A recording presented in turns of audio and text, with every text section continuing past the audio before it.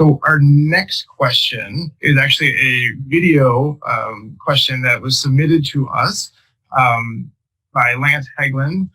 Lance is a person who relies on direct support services, and he's a disability activist. And we're going to queue up the video now, and when the video starts playing, there will be Lance, who is a man with a dark buzz cut hair wearing a brown t-shirt, and he's sitting in his living room with the kitchen in the background. So let's hear from Lance. As a Minnesotan with a disability who relies on direct support services to survive, I hope our state commissioners will address some of the widespread, complex challenges facing Minnesota's disability and aging communities during the upcoming Minnesota Council on Disability Commissioners Roundtable being held Wednesday, June 2nd, 2021, from noon until 1 p.m. For example, our direct support workforce crisis. We've known about the growing shortage of available and reliable support workers, combined with the increasing need for supports across Minnesota for at least 15 years. The shortage has become a crisis for many Minnesotans, especially for those of us relying on supports to survive. Workers delivering supports, our provider organizations, our families, our friends, and our communities. Many of us have experienced harm to our health, safety, dignity, plus our ability to consistently and reliably participate with our families, friends, communities, and employment. Some people have lost their lives, been seriously injured, or been traumatized. Some have lost their homes, have needed to seek shelter in more restrictive, less private, and less inclusive settings. Many more of us experience immediate risk of a similar fate. Support workers, especially in more urban areas like the Twin Cities, Rochester, St. Cloud, and Duluth, often do not receive competitive or livable compensation for the vital supports they deliver on behalf of our society, causing them to fall deeper into debt and poverty. Our family members, friends, and neighbors occasionally need to unexpectedly help us when our support workers are unavailable, ill, injured, or suddenly quit. This deprives our family members, friends, and neighbors of their ability to consistently and reliably participate with their families, friends, communities, and employment. Ultimately, our workforce crisis has caused our vital support systems to become inconsistent and unreliable for many Minnesotans. The state of Minnesota Constitution says that every person is entitled to a certain remedy in the laws for all injuries or wrongs which that person may receive to their person, property, or character, and to obtain justice freely and without purchase, completely and without denial, promptly and without delay, conformable to the laws.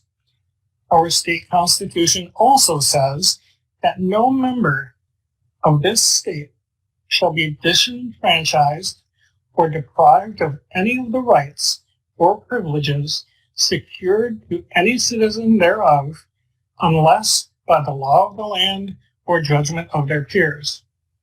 So, I ask our commissioners, as leaders appointed by our elected governor and accountable to our elected state legislators to act on our behalf, how will you restore justice for those of us who have been harmed or experienced significantly increased risks to our health, safety, dignity, plus ability to consistently and reliably participate with our families, friends, communities, and employment?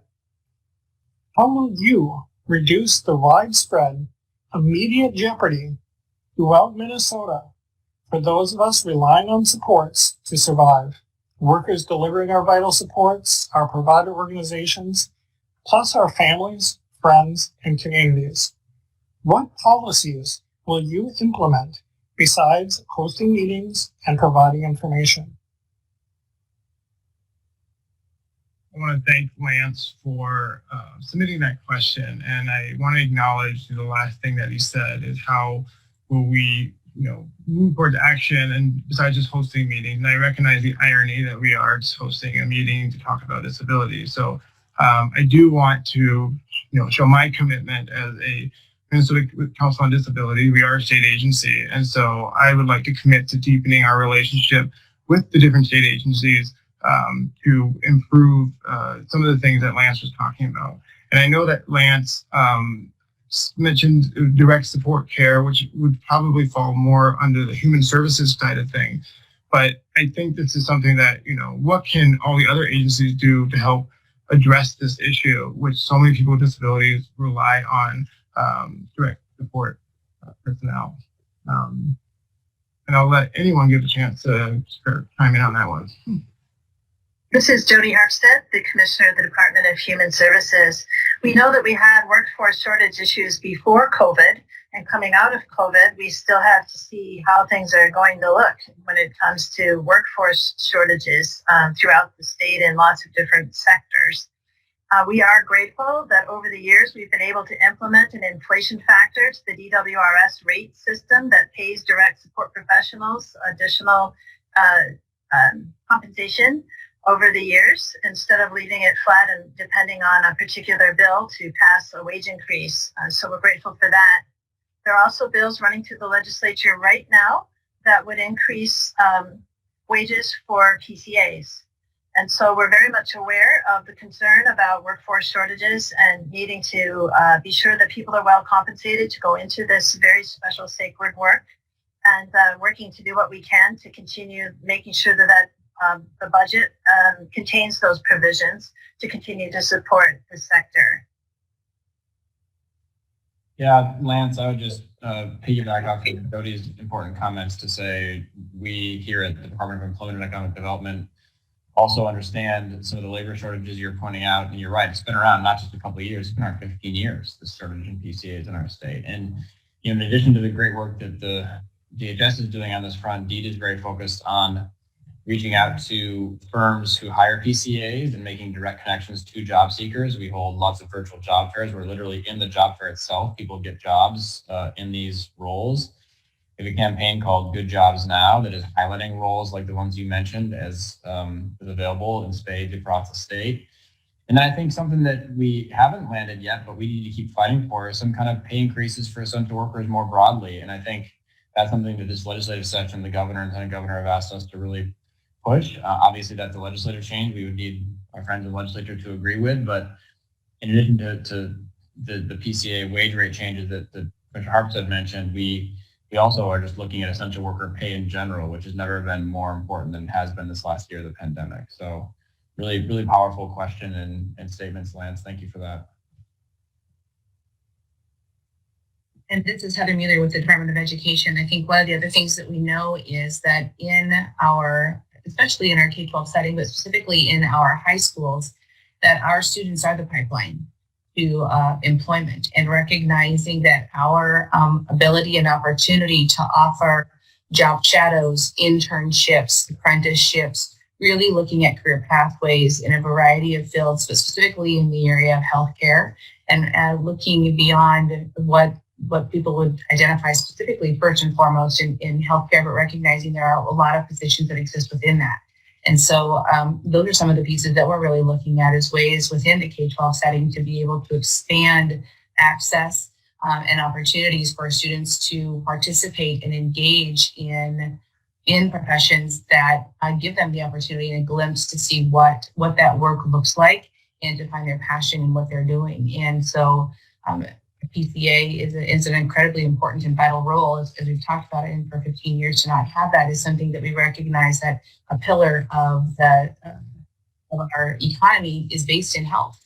And so for us to be able to build that pathway for our students in a variety of ways continues to be really important. And so that's a place where we know that we are consistently trying to build out opportunities throughout, by not only really also looking at our demographics of students, but by the geography of our students as well.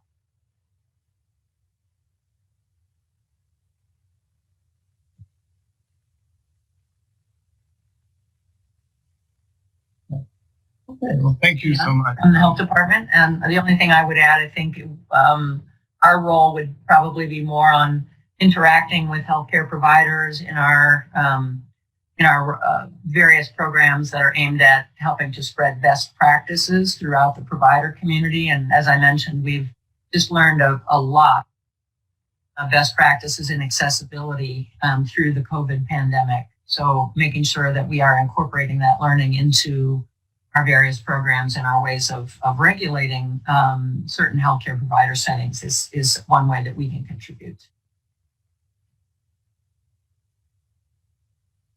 Thank you. And Commissioner Lucero, I know that typically, direct support people are not normally considered a human rights issue, but can you think of any ways that the Department of Human Rights would be able to kind of address this issue, and what can the Department of Human Rights do to ensure that people have the right to a direct support professional? Sure. So under the Minnesota Human Rights Act, if people feel like they're being discriminated against because of a disability, they're certainly welcome to contact our agency and speak to an investigator and see if there's something that our agency can help with when it comes to the right to healthcare, the right to clean water, the right to a PCA. That's something that we are really going to defer to the other state agencies to take a lead on, since they're the service providers themselves in those agencies, and we're the enforcement arm for discrimination itself. And that's what the legislators have given purview for our agency around it. However, when we do see discrimination cases arise, we do move on those. One of the cases that we talked the most about with legislators this past year was a case about Laura. She's a woman who has a disability related injury from her time in the military, and she was not able to take her service animal into the workspace ever. And so we looked at that case, we investigated that case, and ultimately found probable cause of discrimination based on her disability, and not only worked to make sure that she was taken care of for her wrong, but that there was mechanisms in place and structures in place to make sure that never happened again. And so we do want to make sure that when it comes to individual workplaces and for employers across the board, that there is accessible workplaces. And that is where we have enforcement capabilities through our institute. Thank you.